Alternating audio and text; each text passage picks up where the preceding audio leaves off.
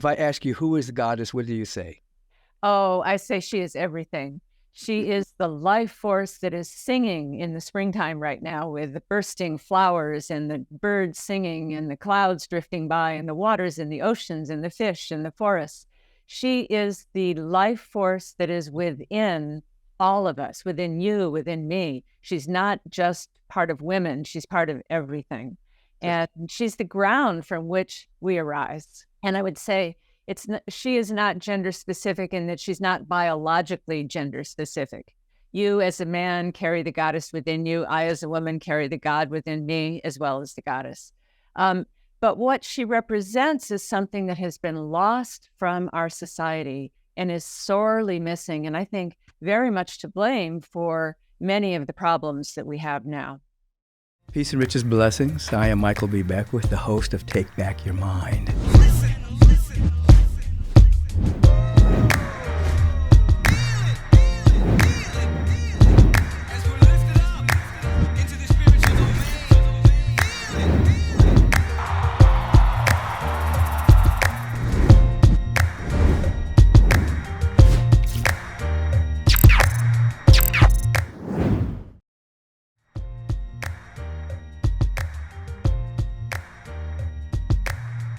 Peace and blessings, everyone, and welcome to Take Back Your Mind, the podcast that's essentially about coming to a great understanding that we do have a mind, but we're not our mind.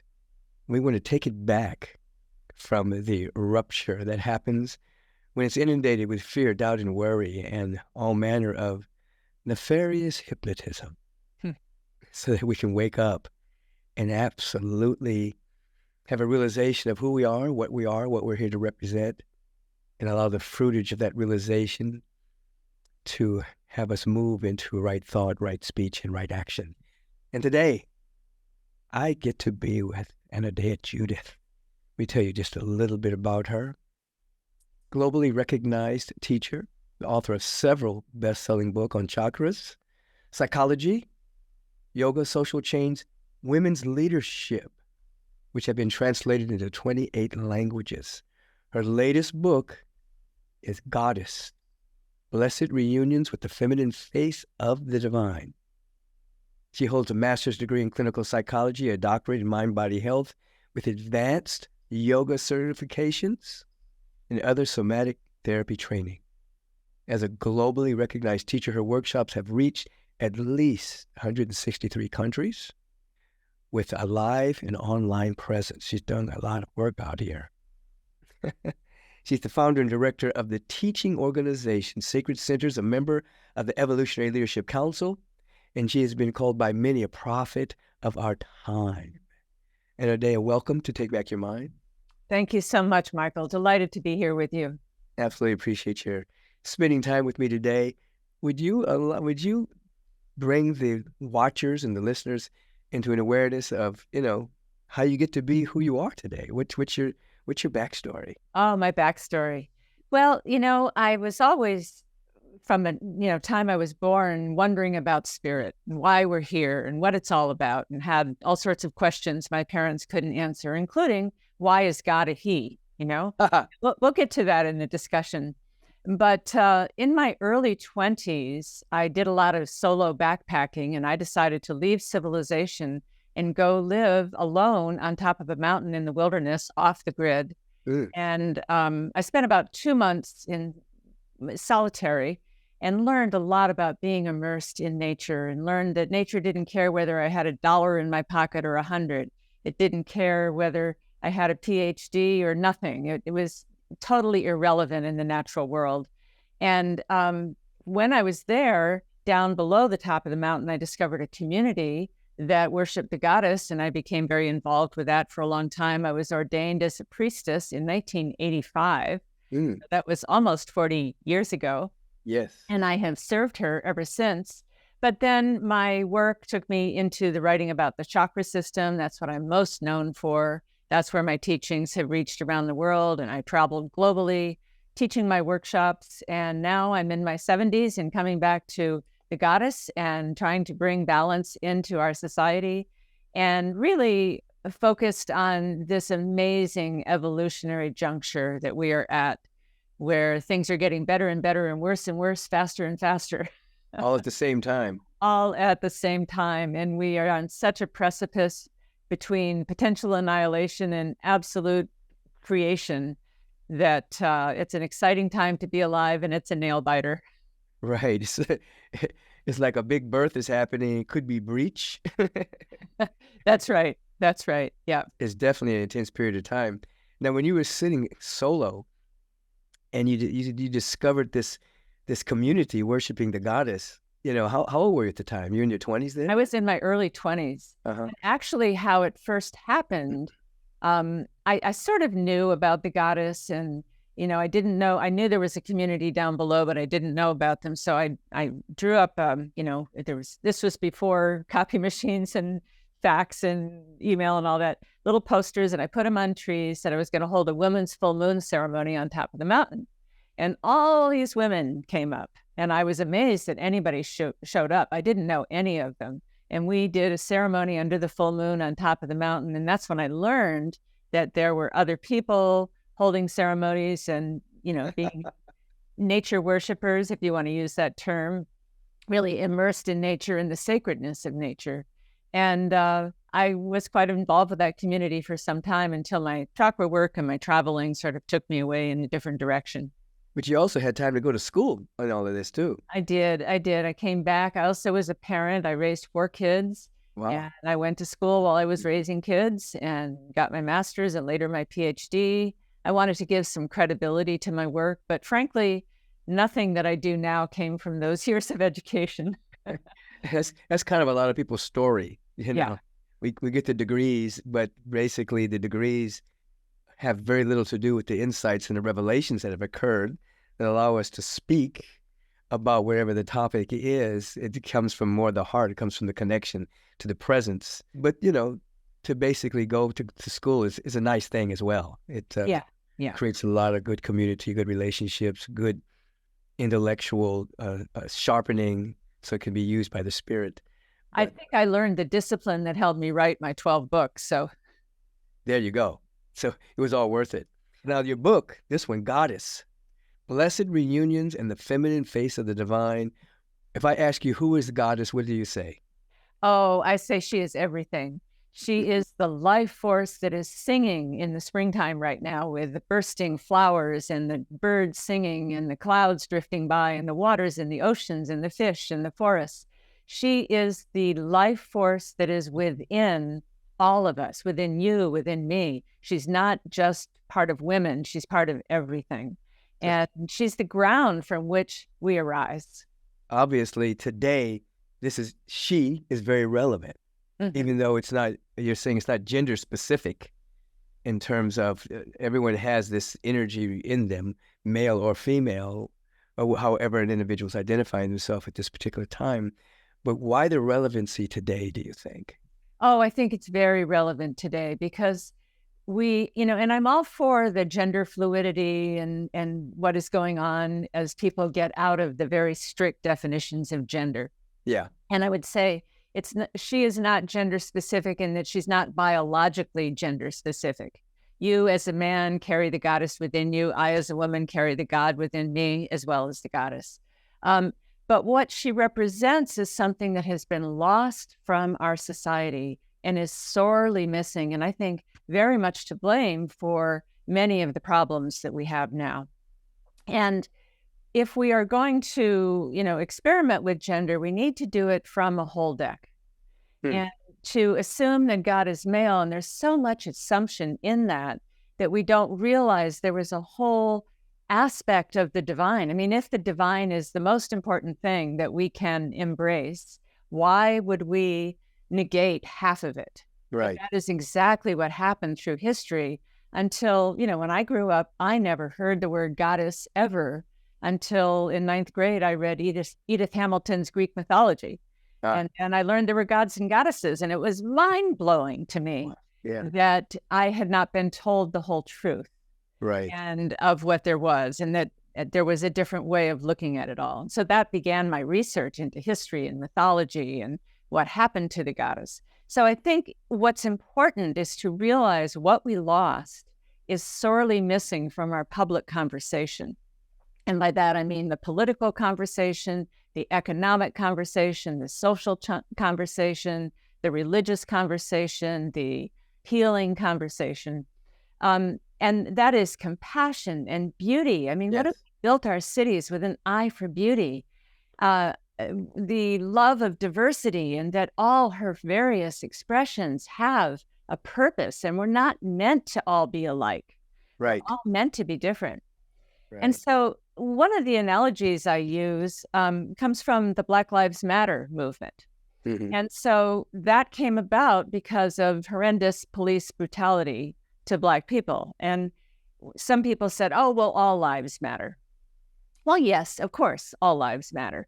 But not all lives are equally impacted by police brutality. So there's an importance to saying Black Lives Matter. Right. And there's an importance to saying the goddess. Right. And it's not that she dominates the god, but we can't have a partnership society without the goddess holding hands with the god, the feminine with the masculine.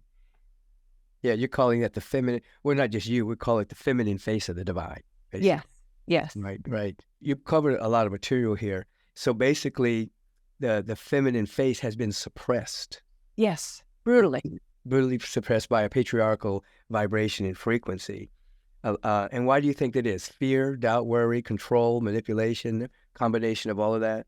I think as I look through history, I mean, there's a long story to it, but in a culture that, we started with the mother, and in a culture that worships the mother, there's lots of birth, there's lots of fertility. So there were a lot of babies being born.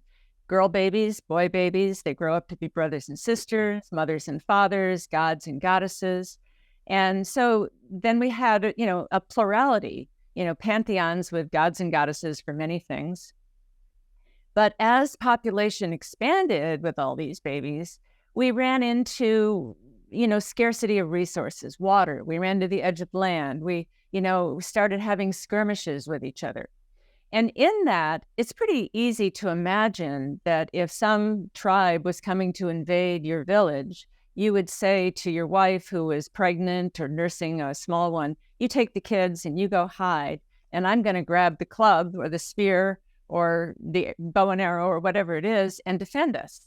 And that's actually a noble aspect of the masculine. It's not that the masculine is by nature more violent. I don't believe they are. Right. But they only had to get beat up once before they would say, next time we're going to be ready. We're going to train our sons. We're going to train our brothers, our uncles. We're going to make more weapons. And in that process, society became more militarized. And as wars increased and the men were taken away from the women for months or years at a time, away from their children, away from the softness, the love, sleeping on hard ground, facing an enemy with, very primitive medical conditions, they came home hardened. Mm-hmm. And they came home and dominated. And in that domination, they wanted to take over. And the goddess was just, brutally suppressed, especially, and this started even before the age of Christianity. But when Jesus came onto the scene, we were already in a patriarchal culture. And so Christianity was planted on that patriarchal ground just because that's what it was. And when the Council of Nicaea in 325 made Christianity the religion of the state, shortly after, Emperor Theodosius ordered the temples destroyed, the statues beheaded, the priestesses killed. And from then on, the suppression of the old ways was very severe all the way up through the witch burnings. Right.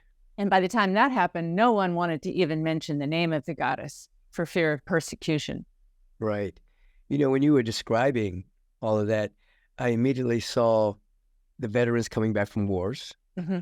I immediately saw a lot of the athletes, when their career's over, coming home and going into domestic violence. Mm-hmm. That whole, it's not just masculinity, it's kind of a toxic hyper-masculinity of totally out of control, unbalanced, trying to suppress that goddess energy that has been suppressed within them. Exactly. Yeah. It became a liability to the army if a man said, I don't know about this mission. And, I really miss my wife. I want to go home and I'm scared. Right. He wasn't allowed to say that. That was a danger to the mission. And so emotions became repressed in the masculine. And when we repress anything, it goes into a shadow form. and that becomes violence at times. Wow, this is beautiful what you're saying. Now, you talk about the life stages as well, from Maiden, Mother, Queen, and Crone. That whole evolution. Break that down for us a little bit. Yeah, so you can imagine, the ultimate divine source, however we define that to be, as it breaks down into something we can relate to. And one of them can be, dark and light. Day is separated from night, and masculine and feminine. And then we come into the feminine. There's a further breakdown in ways that we can relate to her of Maiden, Mother, Crone, and Queen. Typically, she was called the triple goddess, Maiden, Mother, Crone. But there were many goddesses who were called queens. Inanna, the Sumerian goddess, was called Queen of Heaven and Earth. Isis was the queen of all the gods. So there was that word. But what I find is they reflect the stages of a woman's life, but also the cyclic nature of the goddess. So the maiden is, of course, the young woman who is not yet married or born a child, but she's also springtime. She's morning. She's the beginning of things. She's the new day, the new dawn. She's the new idea, the freshness, the promise. Then we have the mother, who is obviously the one who gets pregnant and gives birth and nurtures children. But she's also the summer fruit ripening, the fall harvest. She's the midday. She's the fullness. She's the nourishment of a project or a business. Then we have the crone, who is the older woman who no longer is fertile like the mother or beautiful like the maiden, but she has wisdom. She's seen it all. She's been through it all. She sits on the edge of civilization and nature in most of the myths, and she has the wisdom of the old ways, which have been forgotten because she's old and she lived through it. But what I find now is we are living longer. Women are having fewer children. Many women may choose to have no children at all, and they give birth in a different way to a business or a project. And they become queens. And they rule over a vast empire of service to humanity. I mean, Oprah is a fine example of a queen. Yeah. If ever there was one in our modern times. And I don't just mean someone that's married to a king. I mean someone that is a queen over their own... Their own queendom. Yeah, their own queendom, yes. Yeah. So many women feel like, oh, I'm done with my children, but I don't feel like I'm ready to be a crone yet. And I'm still working and I'm still serving. And that's the queen phase. You used the word myth a couple of times. And so you embrace a lot of mythology in your work as well. I guess it carries stories that are absolutely true, even though they're mythic. That's right. There's a truth to them that isn't literal or rational, but it's a deeper truth. It's an allegory. And the myths held a society together. They gave us our moral compass, as it were. They explained things when we didn't know how to explain them scientifically. And when science came along, you could say humanity took a giant step forward with the rational and the logical and proving that, some things happen scientifically that we could now explain. But in that, myth was denigrated. And that was also part of the goddess culture, the denigration of everything feminine and the denigration of myth. In today, we say, oh, that's just a lie. That's a myth. Right. Oh, you believe that? That's just a myth. It's equated with a lie. But myths are a deeper truth. Science tells us what and how, but it doesn't tell us why. And we need myths and stories to tell us why.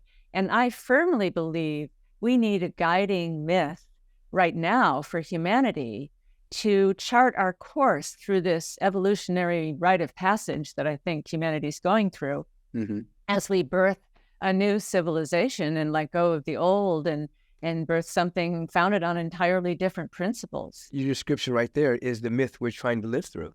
That's right. That's right. We're going through a great intense birth pain. That's right. And that which has been suppressed is emerging and complementing, not overshadowing, that which has been dominating for so long. That's right. Which is, so your work actually carries mythic proportions. Yeah. Well, I think the myth that we are living now is that humanity's going through a rite of passage. And all the things that we know are wrong in our world are part of our initiation. They're part of our initiatory challenges to solve climate change, social inequities, financial inequities, all these different things. that are here for us to solve. And if we solve them and come out on the right side of history, we will make it. And if we don't, we won't. And this is the nail biter.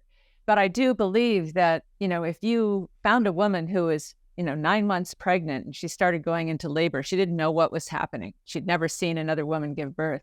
She'd be in so much pain. And you'd say, oh, well, you're going to bring a baby this big out of an opening this size. She'd say, you're crazy. She'd think she's going to die. It's impossible. It's impossible. But we know that it happens every day. And every day that it happens, it's a miracle. So I actually believe humanity is here to learn how to create miracles, and that it's going to take a miracle to save humanity into the next phase. But I think we're capable of it. Right. I carry that same frequency. I'm very optimistic in terms of the fact that I know we have tremendous challenges, and there's so many different stages of consciousness on this Earth school of planet, but that there's more and more rising of the feminine. There's more and more expanded consciousness taking place, and it's not necessarily being reported, obviously, by media and by the regular ways that people learn their information. So it's being reported by people like you, people like myself, that are trying to let people know that we are going through a passage. Yes. And that there's great possibility. And I think a part of our role in this mythic conversation is to create the frequency of possibility so people can think possibility. Because if you can't think possibility, you can't see opportunities. You can't see how it's happening. And because people live in a kind of a impossibility thinking. Their mind has been hijacked by worst case scenarios so that they can't even see the possibility that we're living in a great change. Exactly. And they can't see the possibility of it being different. Right. Different. I mean, climate change is actually asking us to live in a different way that I think we will look back and go, oh my God, remember those gasoline cars that, were so noisy and they made so much pollution and they weighed so much and cost so much, and those old fashioned kinds of transportation and all the different things we used to do. I think we'll laugh at ourselves. Absolutely. We just did a Earth Day celebration at Agape, and we brought in people that are in the climate arena. They're investors, and they're on the cutting edge and the skinny branches of actually making big changes in the world. One of the people that was with us actually cut a big contract with British Airways, and they'll now be using non-toxic fuel in their planes that don't create any toxicity whatsoever. Wow. And that's probably going to spread to all airlines.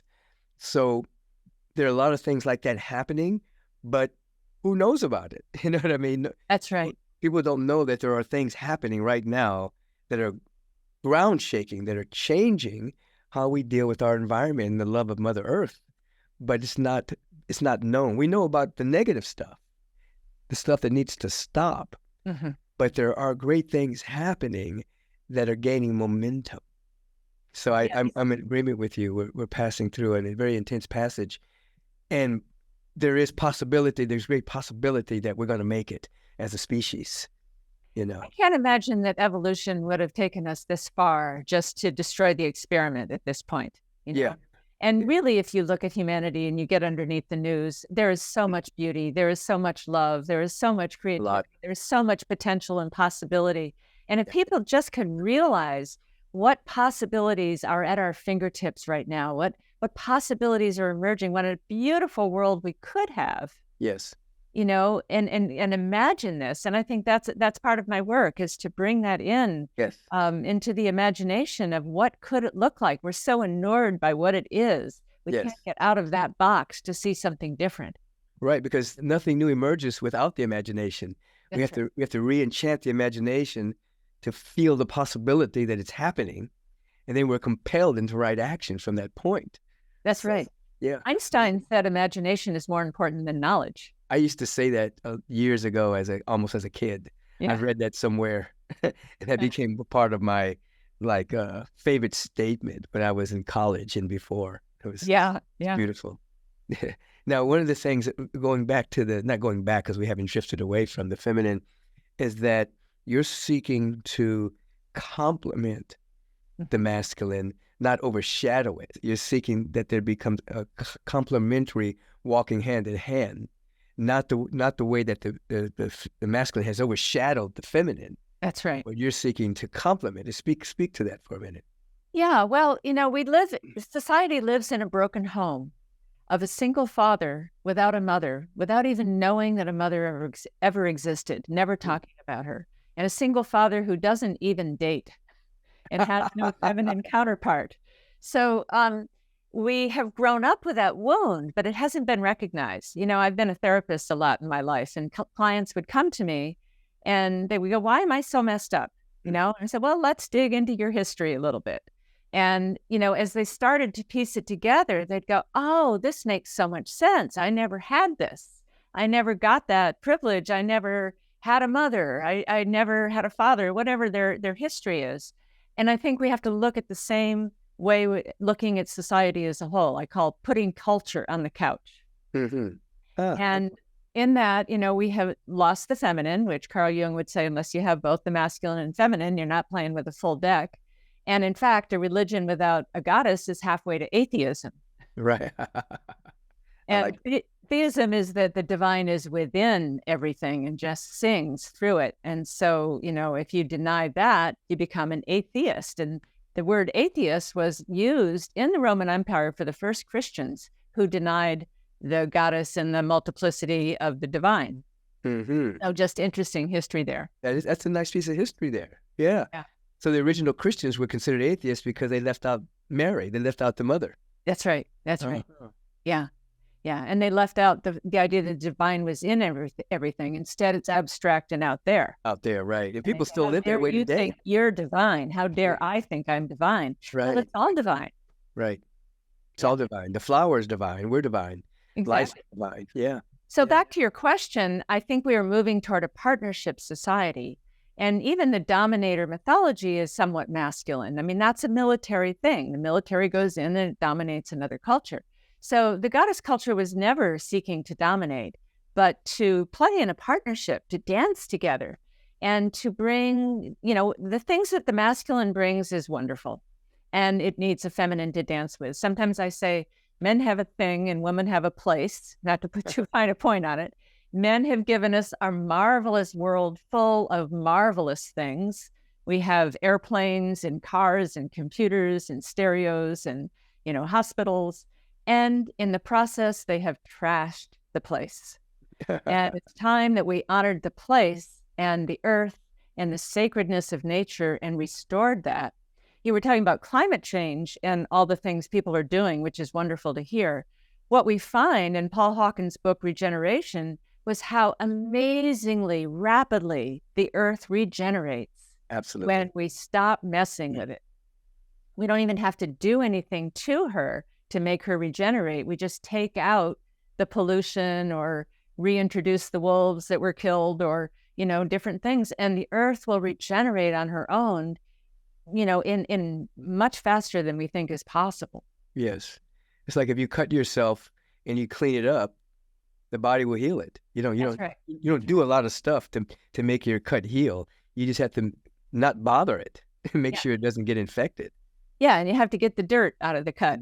Get the dirt out of it and let it heal. Yeah. So the men went in, the masculine went in and created all this stuff but didn't clean up after themselves. That's right. Women have been cleaning up after men for a long time. Very good. This is good. And so when we look at going back a little bit at the burning of the witches, and that was definitely fear mongering. Definitely the mask being so frightened of these women who were intuitive, who could take herbs and heal, who were one with nature. Some of them could even see fairies and things of that particular nature. That was frightening to a super egoistic masculine frequency. But all of that seems to be coming back now. I know. It's really shocking. I mean, the repeal of women's reproductive rights in this country, and just everywhere in the world, there seems to be more misogyny, Women, I read that women in New York are walking on the streets and just getting punched randomly by strangers. What? Strangers wearing a suit, they just walk up to them while they're standing at a bus stop and punch them in the face. I mean, there's something very strange going on. And I think that we are reaching, the overreach of patriarchy. And I don't think patriarchy has always been bad. Like I say, it's brought us many wonderful things, but it's in its overreach. And I think many men feel like, oh, I don't know who I am. I don't know where this is going. The path that I thought was there, that my father had and my grandfather before him, that's not so clear for me now. And they feel very threatened. But Right. dominating women is not the way to do it. Absolutely. Yeah. Everything that needs to be healed is surfacing, whether it's dominating cultures, taking over people's lands, bombs, nuclear proliferation, wars, rumors of wars, things of that particular nature. It seems to be rising up, and we cannot deny what we see anymore. It can't be hidden. Things that were done in the shadow for so many years by all manner of governments around the world are now being seen very quickly. It used to be like if a politician told a lie, you wouldn't find out about it till 5 years, maybe 10 years later. But now it's like the next day you understand that he or she was lying about, or they were being bribed or something to that particular nature. So it seems like the timeline is speeded up, and that which needs to be purified is coming up. That's right. For us to embrace it and transmute it to a higher frequency without being caught up in the dominating vibration or the hate vibration that's now coming up. Men hitting women, domination of countries and stealing of resources, and the way we're not taking care of Mother Earth. All of that's becoming very evident, which also speaks to a lot of the young folks, because there isn't really any big vision for them to hold. That's right. A lot of them are suicidal. A lot of them are just like dropping out. They don't care about things. Not all, but a lot of them, because you don't really see a vision. You don't see really visionary leadership. You see political leadership. That's right. Nationalism, patriotism. I would say pseudo-nationalism, pseudo-patriotism, and that hyper-masculinity of old guys, too, like trying to run the world. Old white guys. Old white guys trying to run the world. It's crazy. Yeah. Yeah, the youth is not seeing that leadership in their elders. They don't have inspiring elders. And politicians almost can't be visionary, because if they go too far from what the polls say and they take too much of a risk, then they go down in the polls. So they're still staying quite a bit within the status quo. And Absolutely. The real visionary politicians, I would name Marianne Williamson as one, for example. Remember Dennis Kucinich? And Dennis Kucinich. The only one who voted against the Patriot Act. Patriot Act, too. Patriot Act, yeah. He said, if we approve the Patriot Act, democracy is gone. That's what he said. Yeah, and it's hanging by a life support right now. Yeah. Yeah, there's like 2 or 3 people that stood up to the bold taking over of the world by this. That's right. Corporatocracy. That's right. And I'm proposing a Matriot Act that complements the Patriot Act. Or did you say Matriot Act? Matriot Act, yes. I love that. And a Matriot Act would say, kind of a little bit modeled on the Patriot Act, which said, oh, these people are invading us and we have to take all our resources to protect ourselves. That's what the Patriot Act said. The Matriot Act says the rights of women, the rights of Mother Earth, the sacredness of nature, if we do not make that primary, then we need to put all our resources and intelligence and creativity into solving the problems of nature, Mother Earth, and protecting the rights of everyone. And if we don't do that, we're not going to make it. Right. You're also speaking about what Marianne Williamson we should talk about before, like the whole Department of Peace. Yeah, we really funding. Just as you fund war and you fund defense, actually, to the tune of billions of dollars, if we put that much energy behind actually mediation, actually sitting down with people, actually the outcome is peace. The outcome is just not stopping a war, but actually what does peace look like? That's right. What does collaboration look like? It doesn't look like I come into your country and steal your goods. It looks Yeah. like I work with you. We work together. What if we actually did that? That's more of a feminine frequency. It's like the masculine is more of a rough, individualistic. The feminine is more like we're all family. That's I'm right. not. I'm not. I love all my kids the same. Yeah. You know, I may That's not right. like. I might not like them all the same, but I love them all the same. Yeah, yeah. So that was actually started by Barbara Marx Hubbard when she Yeah. ran vice president years ago, and she proposed the Department of Peace to Yeah. study what is working. Yeah. So you have some plan that's been implemented in your local high school that cuts down on violence and it's working, to study that and how can that be replicated. When you think about it, it's such a no-brainer. Whatever you put energy into, you get more of. So you put energy into war and studying war, you get more of that. You put energy into peace and you get more of that. We shall study war no more. Yeah, Barbara Marx Hubbard, she was a great friend of mine. Yeah. We talked a lot about that. She was a true visionary. True visionary. Just a funny story. When we were at a big event one night, and she passed out. She had to go to the hospital, and I got a call like about 1:00 in the morning from the hospital saying, "We have Barbara Marx Hubbard here, but she said she wanted to speak to her doctor. Are you Dr. Michael Beckwith?" I said, "Yes." He said, "She will not let us do anything to her unless it's approved by her personal doctor." And so I talked to the doctors and they told me what they wanted to do and I approved it. And she said, "Thank you," because she said she was not going to go under the regular AMA kind of treatment without somebody approving it. But she said, Without "No, your kind of doctor. yeah, you got to speak to my doctor first." Yeah. That was so sweet. Story. Yeah, that was beautiful. We loved each other very deeply. Yeah. So what else? I wanted to cover some other material as well. Well, I would like to say one more thing about peace, since it's so important these days. When research has shown, and I did a whole 1-hour film on women as peacemakers. So I looked into This is a film you did? This is a video project I did Okay. for Unity Earth back about 6 months ago or so. And when women are part of a peace process, part of the peace negotiations, the peace lasts longer among the people. It's more accepted by the people. And yet very few women are even allowed in the peace negotiation process. Of all the peace treaties, only one woman has ever signed an international peace treaty, and that was Miriam Ferrer of the Philippines. And so women by nature want to get everybody to get along. They want to see both sides. They want, women were very instrumental in brokering the peace between Northern Ireland, Catholic and Protestants in Northern Ireland. Women, and also as peacemakers, they're the ones that go and clean up after the war.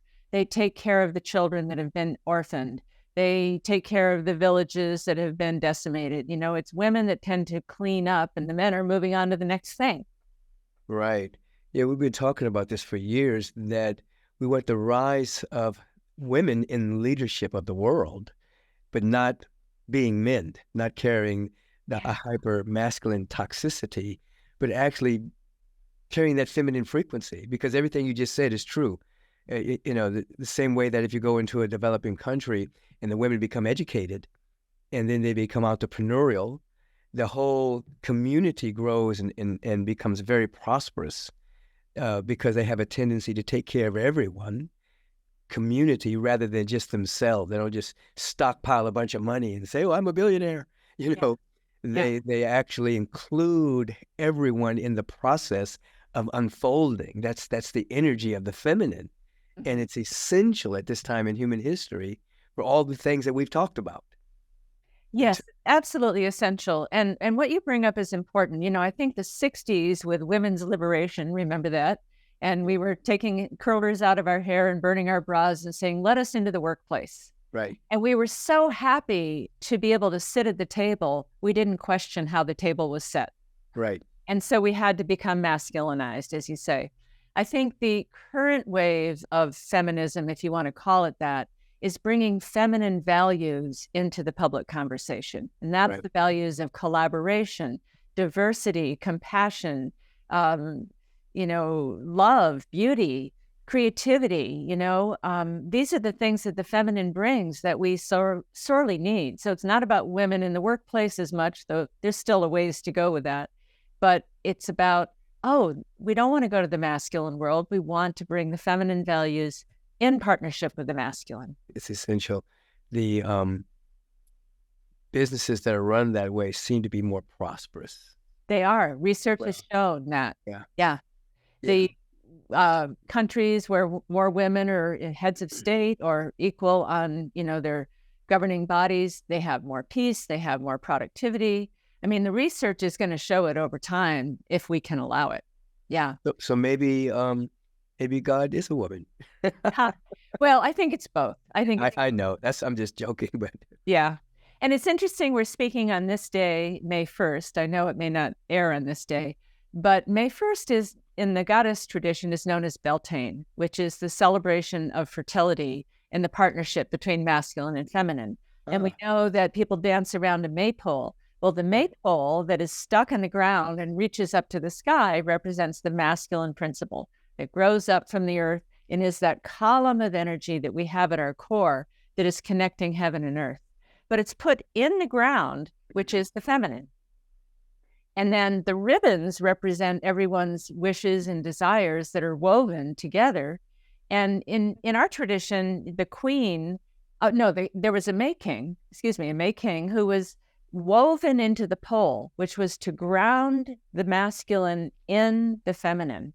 And then the community charged him with whatever they needed that year. It could be bring us healthy cattle. It could be bring us peace among our tribes. It could be whatever the community would charge him with as a sacred duty. And once he accepted that, he was cut loose from the pole because he'd been grounded into the earth, and then went off to the garden or the woods to mate with the queen. And that was the fertility rite. So today is the day of the masculine and feminine celebrating their sacred nature of fertility that gives rise to all the 10,000 things. Wow, May Day. When I was in elementary school, we used to do the May Day dance and everything you just described. We did that. Yeah. And they had a pole and they would tie somebody up and he would have to grant wishes. And I can remember that in the fifth grade. And then we had May Day dances. Yeah. They were trying to instill some kind of culture within us. As soon as you said it, my mind just went right to that Burnside Avenue Elementary School. Well, I still do it, and we have a maypole in our backyard right now. So are you doing that today, people? We didn't hold the festival this year. I went to someone else's, but we have in the past, and we still have a maypole standing in our backyard all wrapped up with ribbons. Mm-hmm. So does that frequency carry itself throughout all of May? Or just throughout the year? When I was part of the goddess community, the roles people played, like the king who was lashed to the pole until he was accepted his charge and released. He was the green man who is the green growing things. And the idea was he lived for 6 months and then he was not literally, but killed and sent to the underworld. And the queen ruled alone until he came up in the next spring. So it was a cycle that went through the whole year.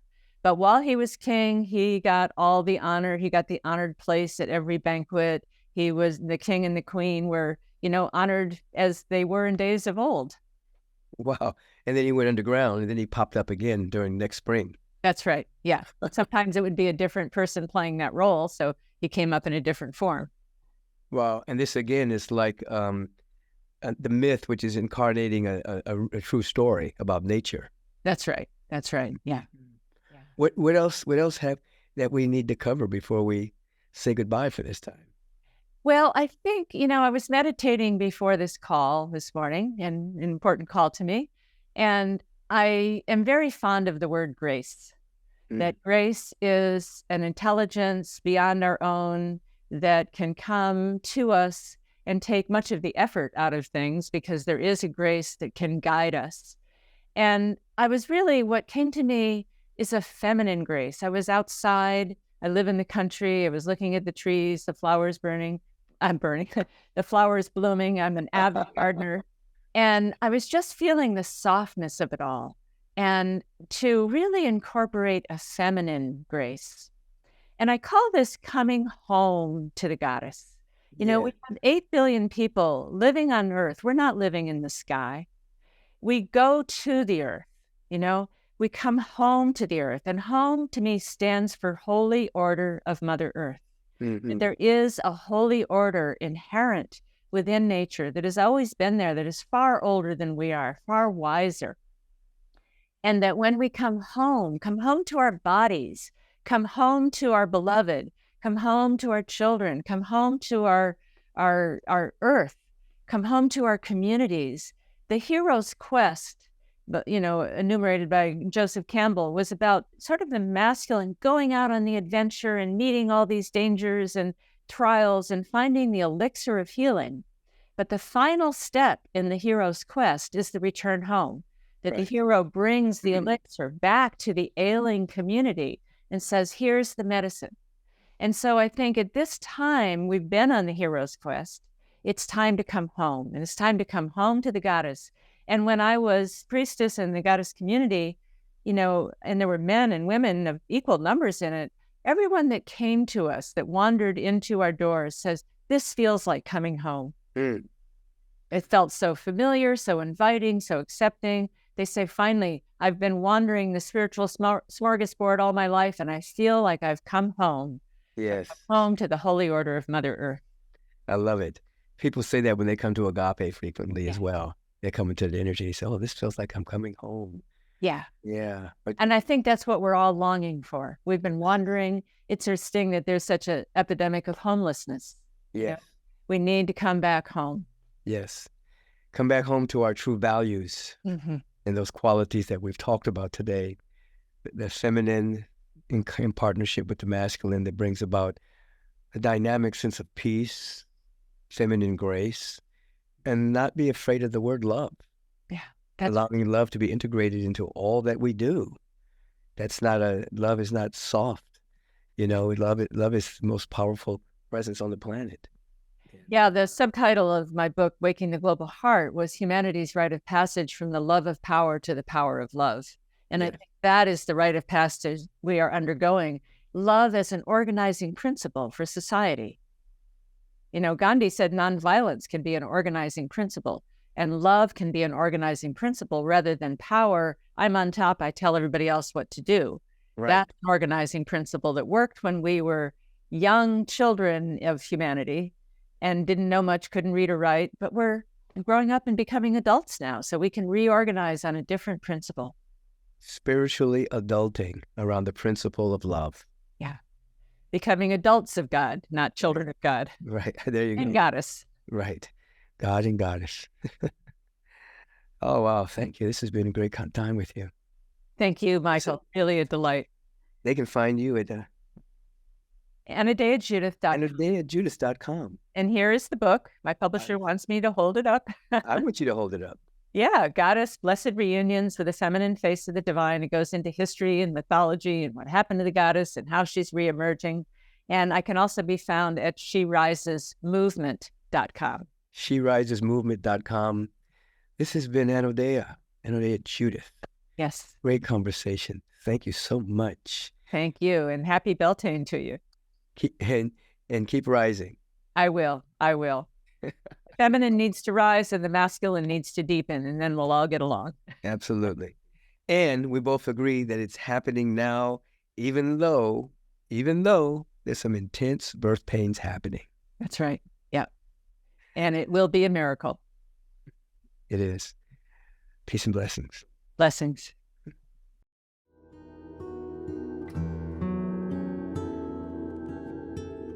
Richest blessings to you. You know by now that meditation is important to me.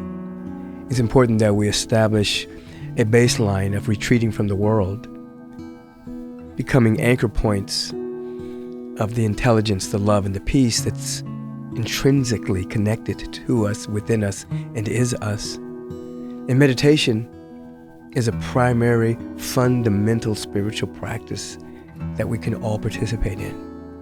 And I know what some of you think. My life is busy. I've got too many things to do. I got a lot on my plate. You want to put meditation on that plate. Even if you have to begin just a couple of moments a day. You don't make meditation something that you beat yourself up with by saying, oh, I didn't meditate today, I'm a bad person. No, You don't need another thing to make yourself feel guilty. But you want to be encouraged to take a few moments to be still, to connect with your higher self, your inner self, your essential self, so that, as I like to say, the eternal then moves into every step that you take. And there's a level of grace, and a level of serendipity, spontaneous goodness, divine coincidence that begins to take place in your life because you're now governed by a higher order of being and not just the to-do list in your mind. So we're going to take a moment, not long, just a moment, or 2 or 3 or 4. Just turn within. See that smile on my face? If your eyes are still open, just put a smile on your face. Let my smile be contagious. Your smile on your face gives your face value. The inner pharmacy is producing tonic chemicals, vivifying your system. We establish a deep sense of coherence around the dynamic of peace, wellness, well-being, love, pure joy. And we become absolutely available to stabilizing these qualities of being that we're paying attention to.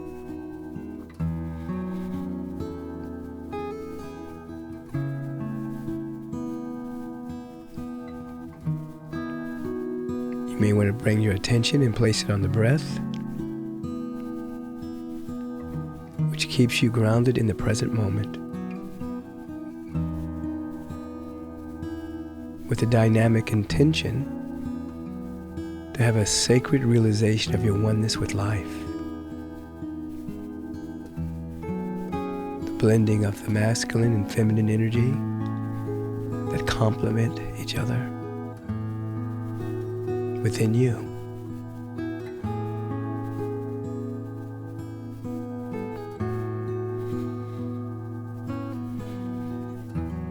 As the body's breathing, the body, the breath, you're aware of both.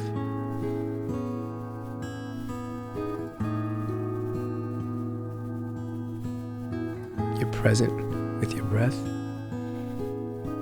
present with your body, and both are in your field of awareness.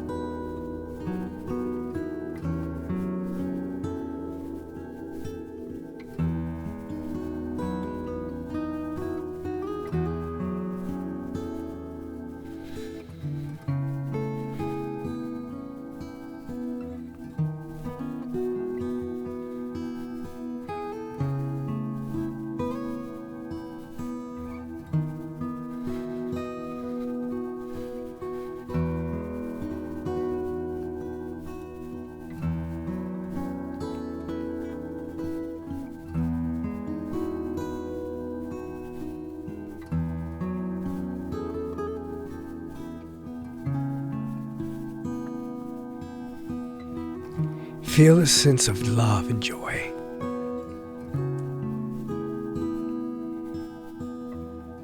And radiate it. Give thanks for a most perfect day today. And allow it to be so. Amen. You may open your eyes and allow for the eternal to walk in your steps throughout the rest of this day. Peace and radical blessings.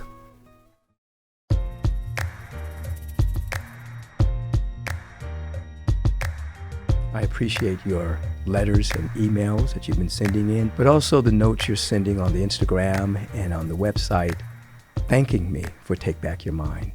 And I thank you for your support. As I've said before, if you want to support Take Back Your Mind, support the sponsors. The main sponsor is the Agape International Spiritual Center, agapelive.com.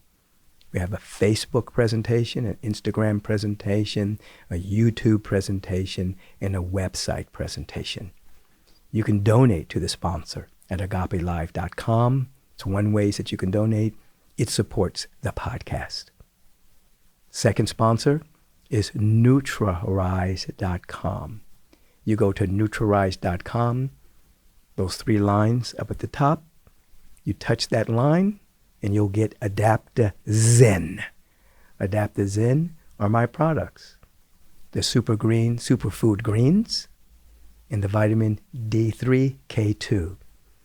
Both extremely good for your health, your nutrition. You support the sponsors, you're supporting the podcast. Have a beautiful, and as I like to say, a bright day, luminous day, because you are a luminous being. Peace and blessings. Your time is very valuable, so I want to thank you for lending us your ear and participating in taking back your mind. If you want to submit a question for the question of the week, please submit it to podcast@michaelbeckwith.com. If you've enjoyed what you've heard today, please submit a review and let us know your thoughts. Stay on top of current episodes by subscribing to the podcast so that you'll receive alerts and not miss one single episode. And feel free to share this podcast with all of your friends and family. And until we meet again, take back your mind, and you will take back your life. Peace and blessings.